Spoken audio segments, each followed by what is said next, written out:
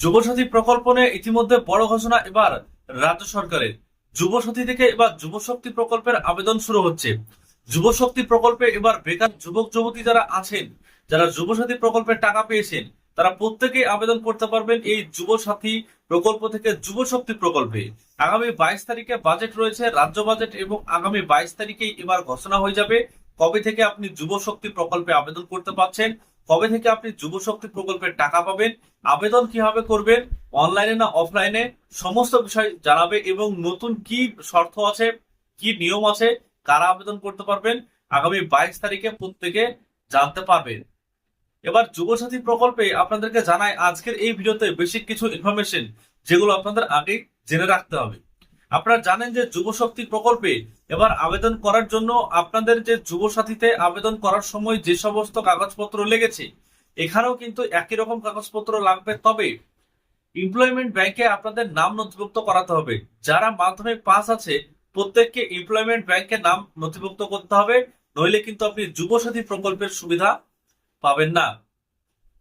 Employment ব্যাংকে আপনি কিভাবে নাম লেখাবেন সেটা আপনি অনলাইনে আবেদন করতে পারবেন, এবং সেখানে আবেদন করলে আপনি যুবসাথী প্রকল্পের জন্য আবেদন জানাতে পারবেন।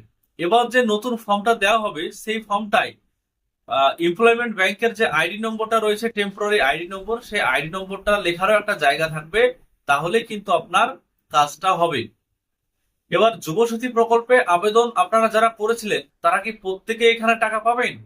তো যারা সঠিক ব্যক্তি রয়েছেন, যাদের মাধ্যমিক পাস আছে এবং যাদের 21 থেকে 40 বছরের মধ্যে বয়স আছে, তারা প্রত্যেকে যুব শক্তি প্রকল্পে এবার আবেদন করতে পারবেন।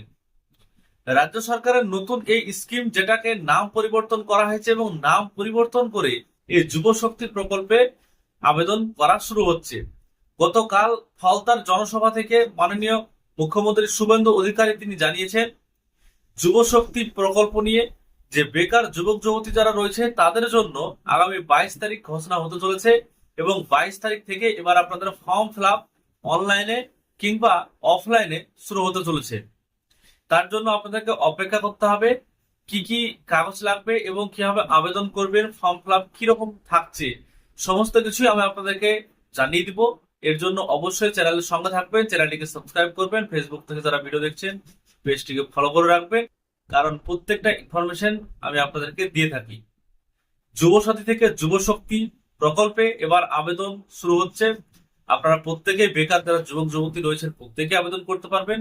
আবেদন করলে এখানে এবার 3,000 টাকা করে পাবেন, আর 1,500 নয়, এবার 3,000 করে আপনাদের অ্যাকাউন্টে আসবে, এমনটাই কিন্তু নতুন সরকার ঘোষণা করেছে।